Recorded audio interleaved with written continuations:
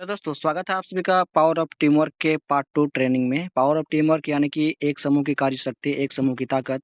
पिछले वीडियो में आपने देखा कि टीम किसे कहते हैं, पावर किसे कहते हैं, योजना कैसे बनाना है, तालमेल कैसे रखना है और भी बहुत कुछ चीज़ें पार्ट 1 में आपने जाना। पार्ट 1 वीडियो नहीं देखा तो इस वीडियो के डिस्क्रिप्शन में जाके देख सकते हैं। लेकिन पार्ट 2 में आप सभी लोग आज के वीडियो में जानने वाले हैं टीम भावना किसे कहते हैं, योजना के बारे में जान गए हैं कि योजना कैसे बनाया जाता है, किसके साथ बनाया जाता है, और तालमेल के बारे में जान गए तालमेल कैसा रखना है। अब तीसरा जो है एक टीम को आगे बढ़ाने के लिए होता है टीम भावना। तो टीम भावना किसे कहते हैं? टीम भावना टीम की प्राण होती है। अपने टीम के लिए निस्वार्थ भाव से काम करना टीम भावना कहलाती है। जैसे कि सभी को प्रमोशन दिलाना। मान के चलिए आप गए हैं किसी डायरेक्ट सेलिंग कंपनी में, वहाँ पर काम कर रहे हैं, सोच रहे हैं मुझे प्रमोशन मिल जाए, मेरा इंसेंटिव ज़्यादा आए।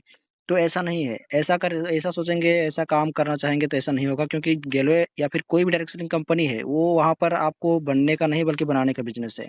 जितना ज़्यादा बनाएँगे उतना ज़्यादा आपका प्रमोशन होगा, उतना ज़्यादा आपका लेवल बढ़ेगा, उतना ज़्यादा आपका इंसेंटिव बढ़ेगा। तो टीम भावना ये है, अपने बारे में नहीं बल्कि दूसरे के बारे में सोचना है निस्वार्थ भाव से। ये नहीं सोचना है कि उसका प्रमोशन हो जाएगा तो वो ज़्यादा पैसा कमाएगा, ये नहीं सोचना है। तो टीम भावना इसी को कहते हैं।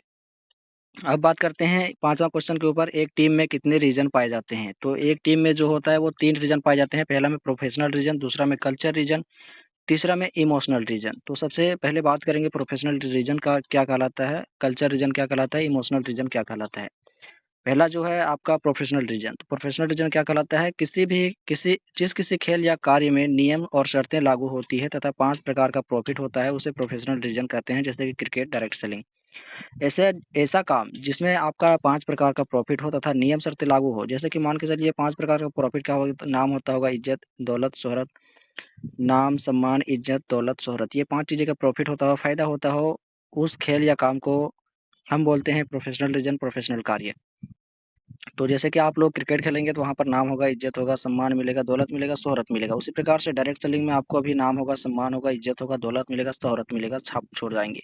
तो प्रोफेशनल रीजन उसी को कहते हैं। और आप जिस किसी डायरेक्ट सेलिंग कंपनी में काम कर रहे हैं, वहाँ पर भी प्रोफेशनल रीजन की तरह प्रोफेशनल कार्य भी कर रहे हैं।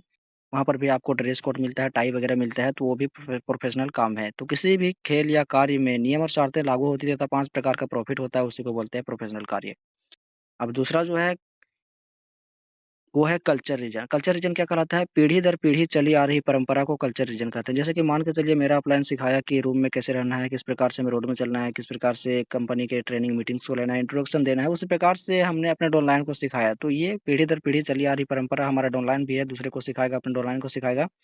तो ये परंपरा चलती आ रही चलती जाएगी। तो इसी को बोलते हैं कल्चर रीजन, यानी कि पीढ़ी दर पीढ़ी चली आ रही परंपरा को ही बोलते हैं कल्चर रीजन।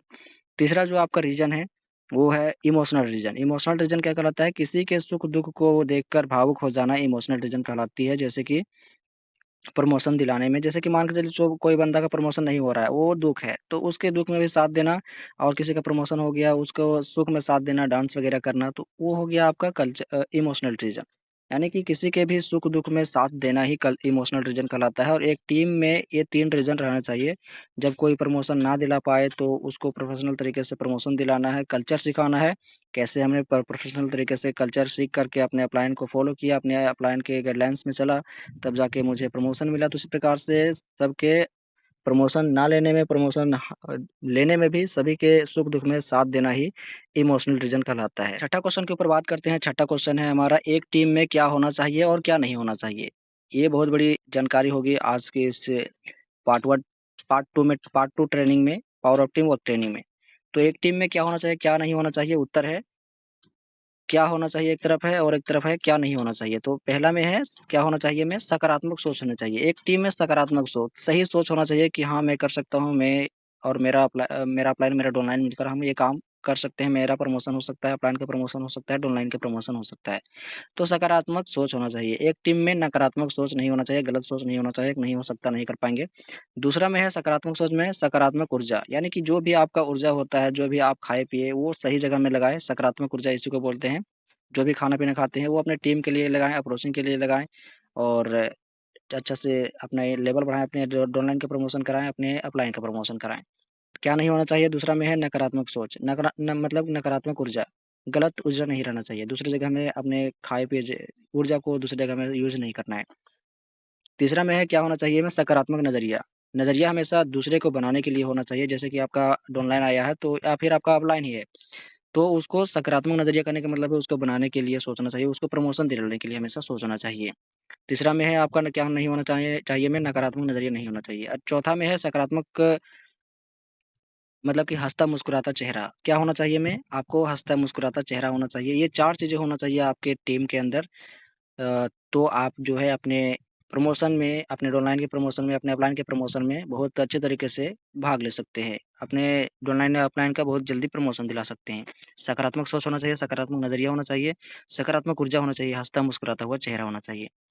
7वां क्वेश्चन है power of team work training में, power of team work training को किस लिए रखा गया? बहुत बड़ा क्वेश्चन है यहाँ पे कि power of team work training को आखिरकार डायरेक्ट सेलिंग बिज़नेस में किस लिए रखा गया? तो उत्तर है जिस प्रकार से किसी इंसान को चलने-फिरने के लिए रीढ़ की हड्डी की ज़रूरत होती है, इसी तरह डायरेक्ट सेलिंग बिज़नेस में शरण है यहाँ पे, लेकिन सेलिंग है। डायरेक्ट सेलिंग बिज़नेस में कामयाब होने के लिए टीम की ज़रूरत होती है, इसलिए डायरेक्ट सेलिंग बिज़नेस में power of team work training को रखा गया। जैसे कि मान के चलिए, जिस प्रकार से इंसान को चलने के लिए बैकबोन की ज़रूरत होती है, बैकबोन समझ रहे हो, पीछे का रीढ़ का हड्डी, उसी प्रकार से डायरेक्ट सेलिंग में अगर आपको कामयाब होना हो तो टीम चाहिए ही चाहिए। डायरेक्ट सेलिंग का मतलब ही है अपने प्रोडक्ट को बिना प्रचार-प्रसार किए बिना अपने टीम के साथ सेलिंग करना, परचेज़ करवाना। तो इसी को बोलते हैं डायरेक्ट सेलिंग बिज़नेस में जो है power of team work training जो है बहुत ज़रूरी हो जाता है लेना, क्योंकि जिस प्रकार से किसी इंसान को चलने-फिरने के लिए रीढ़ की हड्डी की ज़रूरत होती है, उसी प्रकार से इस डायरेक्ट सेलिंग बिज़नेस में हमें एक टीम की ज़रूरत होती है और जितना बड़ा टीम होगा उतना ज़्यादा आपका इंसेंटिव, आपका लेवल, आपका प्रमोशन होगा। इसलिए जो है power of team work training के माध्यम से बताया जाता है कि हमें टीम के माध्यम से कैसे 1 घंटे का काम 1 मिनट में कर सकते हैं, 10 मिनट में कर सकते हैं और एक लोग काम करेगा, एक गाड़ी ईंटा अगर खाली करना रहेगा तो एक लोग 1 दिन में लगा देगा, लेकिन टीम रहेगा हमारे साथ 10-15 लोग रहेंगे तो 1 घंटा के अंदर सब समाप्त हो सकता है, खत्म हो सकता है। तो ये होता है टीम का पावर। तो power of team work training को रखने का यही मकसद है कि टीम बनाना, टीम के माध्यम से काम करना कितना आसान हो जाता है।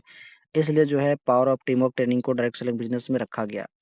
आशा है कि इस power of team work training की सभी जानकारी आप सभी को मिल गया होगा। बाकी आप पार्ट 1 इस वीडियो के डिस्क्रिप्शन में जाकर देख सकते हैं। वीडियो कैसा लगा आप कमेंट करके बताएँगे। वीडियो को लाइक करके चैनल को सब्सक्राइब करेंगे। साथ ही इस वीडियो को अपने दोस्तों के साथ शेयर करेंगे, जिनके टीम बड़ा नहीं हुआ है और टीम कैसे बनाना है वो भी जान पाएँ। तो शेयर करें उन दोस्तों के साथ और चैनल को ज़रूर से सब्सक्राइब कर लें।